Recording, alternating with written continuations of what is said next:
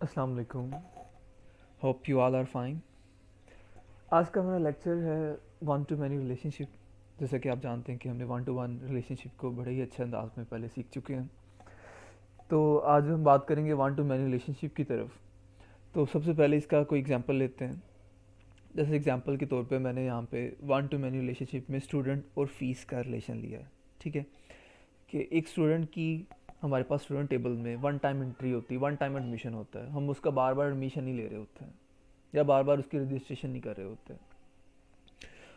On the other side हम fees में student का फीस टेबल में रिकॉर्ड बार बार आ रहा है। जैसे जनवरी की फ़ीस का रिकॉर्ड फिर फैब, मार्च, अप्रैल, मई, जून, और ऐसे चलता जा रहा है। तो फीस की टेबल में उसी स्टूडेंट का रिकॉर्ड रिपीट हो रहा है, लेकिन स्टूडेंट की टेबल में स्टूडेंट का रिकॉर्ड रिपीट नहीं हो रहा। तो इसके दरमियान जो रिलेशन होगा वो वन टू मैनी का है। इसको हम अगर राइट टू लेफ्ट पढ़ें तो हम इसे ऐसे भी कह सकते हैं कि मैनी टू वन का रिलेशन है।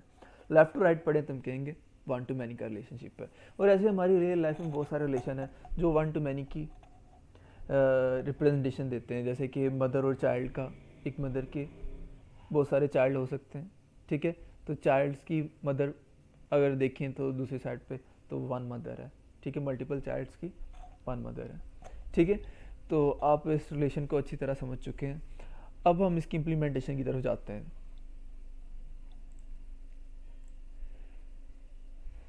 ये मैंने एसक्यूएल ओपन किया, इसे कनेक्ट करें। कनेक्ट करने के बाद डाटाबेस में गए हम। ठीक है,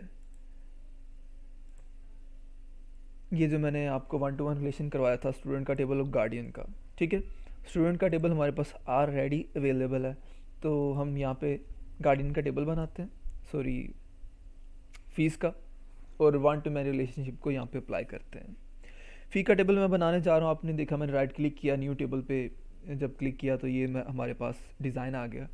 यहाँ पे मैं इस फ़ी के टेबल को डिज़ाइन कर रहा हूँ। जैसे कि मैंने यहाँ पे मेंशन किया फ़ी आईडी। ठीक है, fee ID integer, data type allow null, जी बिल्कुल हम अलाउ नल नहीं करेंगे।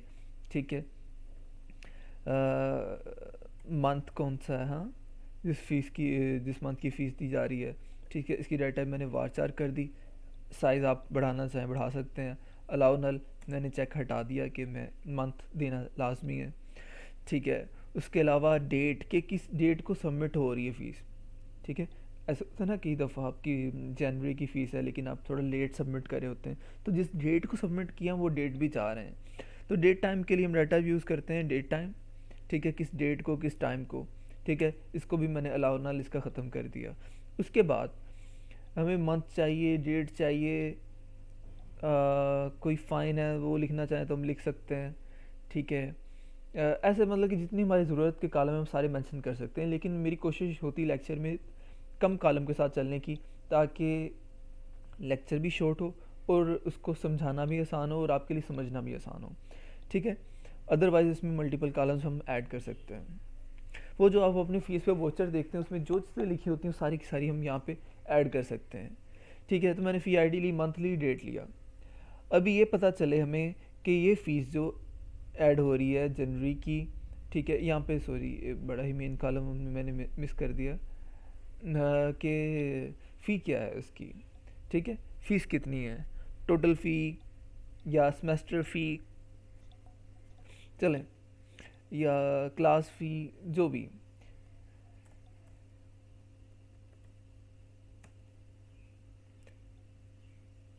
सेमेस्टर फ़ी यहाँ पे मैंने कर दिया।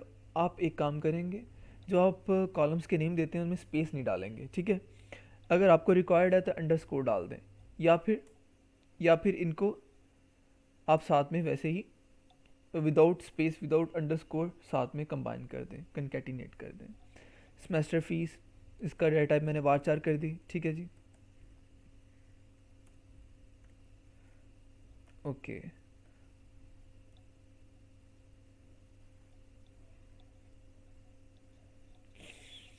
और इसके अलावा यहाँ पे सेमेस्टर फीस आ गई, और कौन से स्टूडेंट की, चलें सेमेस्टर भी मेंशन कर देते हैं। ठीक है, तो इसको मैं वार चार में लेके आ रहा हूँ ये। ठीक है, और उसके बाद लास्ट में ये सारी इन्फॉर्मेशन कि हम किसकी इंटर कर रहे हैं, स्टूडेंट की इंटर कर रहे हैं। तो अब आप भी समझ चुके होंगे कि यहाँ पे स्टूडेंट आईडी मेंशन करना ज़रूरी है, ताकि पता चल सके कि ये जो फ़ीस इंटर हुई है ये किस स्टूडेंट की इंटर हुई है।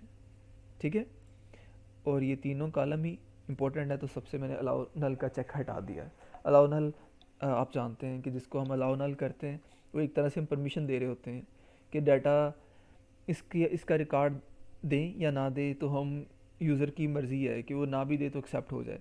लेकिन अलाउ नल का चेक जब हम हटा देते हैं, इसका मतलब है कि इसमें वैल्यू नल नहीं आ सकती, इसकी वैल्यू देना लाजमी है, इसको आप एम्प्टी नहीं छोड़ सकते। तो जिससे हम एक टेबल के अंदर एक प्राइमरी की लाजमी रखते हैं, तो मैंने फ़ी आईडी पे राइट क्लिक किया, सेट प्राइमरी की कर दिया कि फ़ी के टेबल में फ़ी आईडी प्राइमरी की कॉलम है। और क्या हम इसे खुद देना चाह रहे हैं या ऑटोमेटिकली असाइन करवाना चाह रहे हैं ये फ़ी आईडीज़। अगर हम ऑटोमेटिकली असाइन करवाना चाह रहे हैं तो प्रॉपर्टीज़ में जाएंगे, यहाँ आइडेंटिटी कॉलम में जाएंगे, यहाँ फ़ी आईडी में जाएंगे। ठीक हो गया, और ये मैंने टेबल को सेव भी कर दिया, कंट्रोल एस, और टेबल का नेम मैंने यहाँ पे रखा है TBL फ़ी। ओके, TBL स्टार्ट में लिखना भी मस्ट नहीं है। अब हम क्या करना चाह रहे हैं, स्टूडेंट आईडी को ज्वाइन करना चाह रहे हैं, इसका रिलेशनशिप करना चाह रहे हैं, इस पर फ़ौरन की अप्लाई करना चाह रहे हैं, क्योंकि ये फ़ी का रिकॉर्ड हमारा डिपेंडेंट है स्टूडेंट के रिकॉर्ड पे। अगर स्टूडेंट की एंट्री नहीं होगी तो उसकी फ़ी भी पे नहीं होगी। ठीक है, तो हमें इस टेबल का स्टूडेंट के टेबल के साथ रिलेशन बनाना है। रिलेशन बनाने के लिए हम क्या करेंगे, राइट क्लिक करेंगे, रिलेशनशिप में जाएंगे, ऐड करेंगे, टेबल एंड कॉलम स्पेसिफिकेशन में जाएंगे, ब्राउज़ करेंगे, और यहाँ पे बताएंगे जो हमारा मेन टेबल है वो स्टूडेंट का टेबल है, कि जब तक स्टूडेंट नहीं आएगा हम फीस नहीं ले सकते। तो वहाँ हमने किस कॉलम को, स्टूडेंट आईडी को चूज़ किया हुआ है रिलेशनशिप के लिए। किस टेबल में रिलेशनशिप के लिए, फ़ी के टेबल में। तो क्या फ़ी के टेबल में रिलेशनशिप के लिए कोई कॉलम मौजूद है? जी मौजूद है। कौन सा? Student ID. तो दोनों टेबल में सेम कॉलम आ गया, यहाँ पे भी स्टूडेंट आईडी, यहाँ पे स्टूडेंट आईडी। ठीक है, ये स्टूडेंट आईडी स्टूडेंट के टेबल में क्या है, एज ए प्राइमरी की है, और ये स्टूडेंट आईडी TBL फ़ी में कुछ भी नहीं थी, और अब हम उसे फॉरेन की बनाने जा रहे हैं।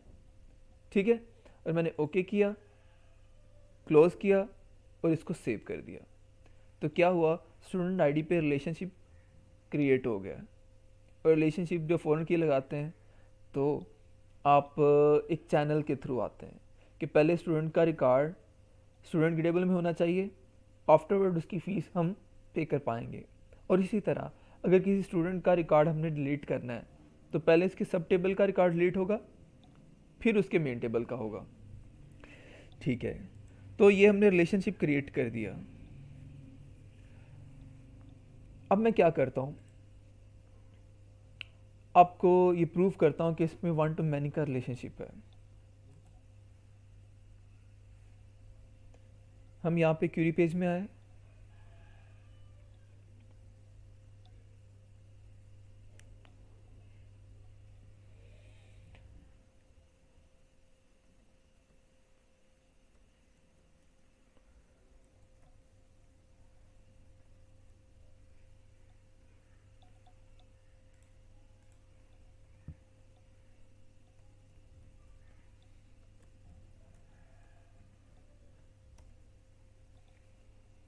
हमने दोनों टेबल्स के रिकॉर्ड देखे।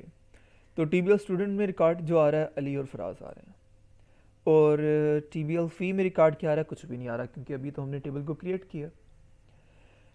आप जानते हैं कि स्टूडेंट के टेबल में स्टूडेंट आईडी पे प्राइमरी की सेट हुई हुई है, तो वो प्राइमरी की तो आएगी ही यूनिक, हर स्टूडेंट को यूनिक ही रोल नंबर लगेगा, तो यहाँ पे रेपुटेशन तो हो ही नहीं सकती। ठीक है, अगर मैं खुद से इंसर्ट भी करना चाहूँ तो स्टूडेंट आईडी को इंसर्ट करने की मैंने परमिशन ली ही नहीं हुई, मैंने उसे ऑटो इंक्रीमेंट किया हुआ है, तो यहाँ तो चांसेस है ही नहीं डुप्लीकेशन के स्टूडेंट के टेबल में। ठीक है, अब मैं TBL फ़ी में आके, ठीक है, रिकॉर्ड इंटर करता हूँ। TBL फ़ी में मैंने यहाँ पे किया इंसर्ट इनटू TBL फ़ी। ठीक है, यहाँ पे मैं रिकॉर्ड एंटर कर रहा हूँ। सबसे पहले मैं कॉलम मेंशन कर रहा हूँ मंथ का, उसके बाद डेट का,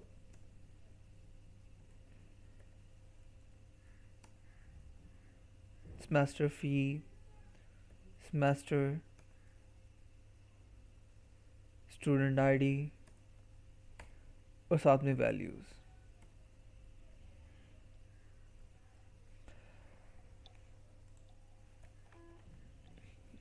जितने भी हमारे कीवर्ड्स ब्लू होते हैं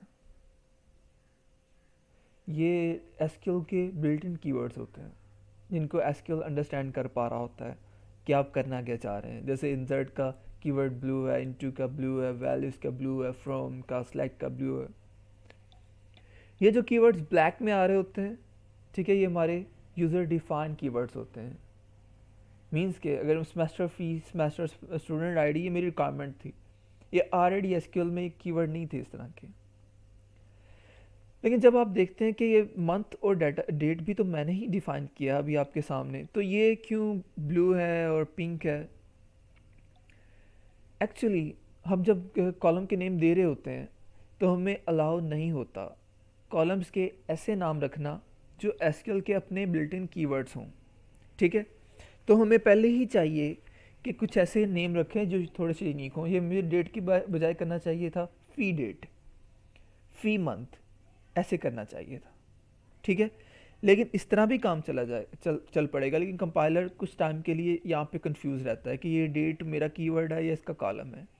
लेकिन अगर आपने इसको क्लियर करना हो तो आपके पास एक और ऑप्शन है कि आप उसके आगे और पीछे बड़ी ब्रैकेट लगा दें, आगे पीछे बड़ी ब्रैकेट लगा दें। अब देखा ये कीवर्ड ब्लैक हो गया, मीन्स कि कंपाइलर बिल्कुल कंफ्यूज नहीं कि मंथ और डेट क्या है, उसे पता है मंथ और डेट भी यूज़र डिफाइन कीवर्ड्स हैं, ठीक है। हटा देंगे तब भी वो उसकी इंटेलिजेंस ही है, वो समझ जाता है। और लगाना है ना लगाना it's depend on your choice, ठीक है। लगा देंगे तो ज़्यादा बेहतर है। अब सबसे पहले हम इंटर क्या करेंगे, मंथ, फिर डेट, फिर सेमेस्टर, फिर स्टूडेंट आईडी, ठीक है। मैंने यहाँ पे इंटर किया है जैसे जनवरी, डेट मैं इंटर कर रहा हूँ, ठीक है। अच्छा, डेट आप बेशक ऐसे लिख लें,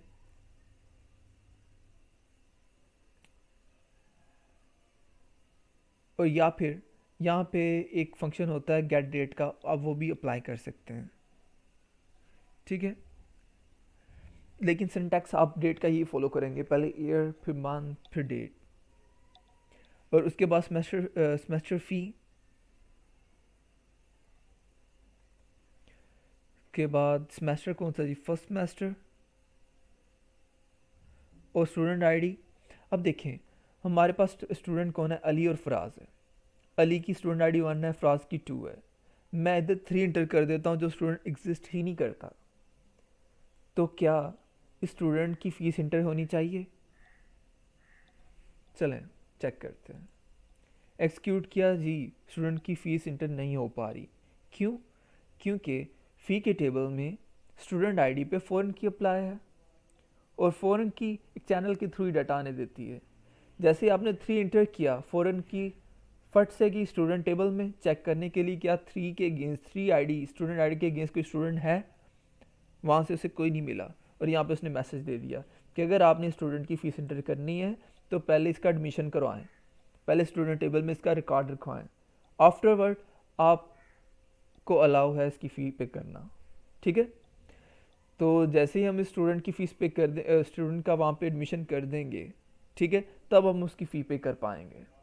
जैसे कि मैं स्टूडेंट की टेबल में स्टूडेंट का एडमिशन कर देता हूँ। मैंने एडमिशन किया इसका, इंसर्ट इनटू TBL स्टूडेंट्स, और यहाँ पे स्टूडेंट आईडी हम नहीं इंटर करेंगे, ऑटो इंक्रीमेंट है। Student name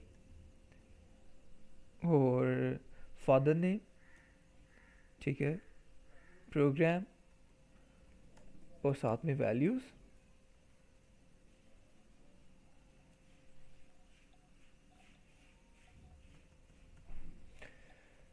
student name Yasir, father name Wahab, program MIT। अब मैं जैसे इसका एडमिशन कर रहा हूँ यहाँ पे, ठीक है, यहाँ पे कोई इशू आया क्योंकि मैंने ना पूरी लाइन नहीं सेलेक्ट की थी। अब ठीक है। अब मैं चेक कर रहा हूँ यासर को आईडी क्या लगी है। यासर को आईडी लगी 1003। तो ये एसक्यूएल पे डिपेंड करता है कि वो किस फार्मूला के थ्रू आईडीज़ लगा रहा है, ऑटो इंक्रीमेंट करके। वो 1 2 1000 लगाए, 2000 लगाए, रैंडमली लगाए, ऑर्गेनाइज लगाए, ये वो गारंटी दे रहा है कि मैं यूनिक लगाऊंगा, लेकिन वो कोई भी लगा सकता है। ठीक है, तो इसमें परेशान होने वाली बात नहीं है, लेकिन लगाएगा यूनिक ही। तो मैं यहाँ पे एंटर कर रहा हूँ 1003 कि 1003 यासर है, यासर की फ़ीस पे कर दें। अब इसका यहाँ पे स्टूडेंट आईडी हमने 10003 कर दी कि ये जो फ़ीस पे हो रही है वो 1003 की पे हो रही है। ठीक है, ये मैं एक्सक्यूट कर रहा हूँ। ठीक है, तो रिकॉर्ड उसका एंटर हो गया। टीबीएल फ़ी में जाके मैं रिकॉर्ड को चेक कर रहा हूँ। जी देखें, यासर की फ़ीस जनवरी की इंटर हो चुकी है। ठीक है, अब पता चल रहा है कि यासर जनवरी की फ़ीस इस डेट को इस टाइम पे इतने सेमेस्टर फीस फर्स्ट सेमेस्टर की फ़ीस पे हो चुकी है। ठीक है, अब यासर मैंने आपको बताया था कि ये जो रिलेशन है ये 1 to many का है कि स्टूडेंट की एंट्री एक दफ़ा होगी लेकिन वो स्टूडेंट मल्टीपल टाइम अपनी फ़ीस पे कर सकता है। अभी यही यासर फ़ी पे कर रहा है फेब की। ठीक है, किस डेट को? अब ये डेट आप बेशक ऐसे चेंज कर लिया करें, या आपके पास एक एग्रीगेट फंक्शन होता है गेट डेट का, आपकी अपनी चॉइस है, दोनों में से जो मर्जी अप्लाई कर दें। गेट डेट का ये क्या होता है कि आपके सिस्टम की डेट ऑटोमेटिकली गेट कर लेता है, आपको डेट लिखनी नहीं पड़ती, बल्कि जो आपकी सिस्टम की डेट चल रही होती है ये उसी को ही गेट कर लेता है। ठीक है, इसे हम एग्रीगेट फंक्शन कहते हैं। एग्रीगेट इसके बिल्ट इन फंक्शन है। दो तरह के फंक्शन होते हैं, एग्रीगेट होते हैं और यूज़र डिफाइन होते हैं। यूज़र डिफाइन आप खुद फंक्शन बनाते हैं, एग्रीगेट इसके बिल्ट इन फंक्शन है, जैसे मैक्सिमम वैल्यू निकालना, मिनिमम निकालना, गेट डेट निकालना, काउंट निकालना, और बहुत सारे हैं, वो हम with the passage of time उसे देखते रहेंगे। ठीक है, तो मैं इसकी ये इंटर कर रहा हूँ सेकंड सेमेस्टर की फ़ीस इसी स्टूडेंट की। देखिए स्टूडेंट आईडी नहीं मैंने चेंज की, इसको मैं एक्सिक्यूट करता हूँ। ठीक है, और फिर टीबीएल फ़ी में जाके देखता हूँ तो हमें पता चला कि यासर ने फैब की फ़ीस भी इंटर कर दी है। ठीक है, अब देखें आज की जो डेट है वो यहाँ पे लग गई, साथ में टाइम यहाँ पे अपडेट हो गया।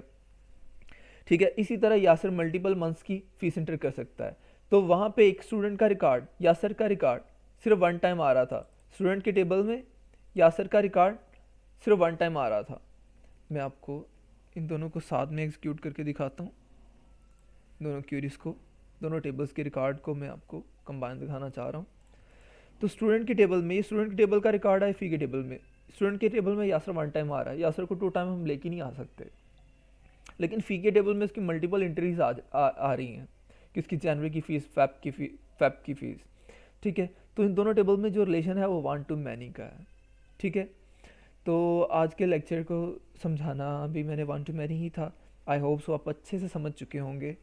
फिर भी आपका कोई क्वेश्चन हो तो आप कर सकते हैं। अब आप यहाँ पे देख पा रहे होंगे कि यहाँ पे सिर्फ दो टेबल ही शो हो रहे हैं, गार्डियन और स्टूडेंट। ठीक है, वो अक्सर ऐसे अगर आपको टेबल जो आपने क्रिएट किया वो शो ना हो रहा हो तो आप सिंपल अपनी डेटाबेस पे राइट क्लिक करेंगे, रिफ़्रेश करेंगे, उसके बाद टेबल्स में जाएंगे, टेबल्स में तो आप देख पा रहे होंगे कि वो जो आपने टेबल क्रिएट किया वो भी आपको शो हो जाएगा। ठीक है, ओके, ठीक है, तो ये था हमारा लेक्चर। अपना ख्याल रखिएगा। अल्लाह हाफिज़।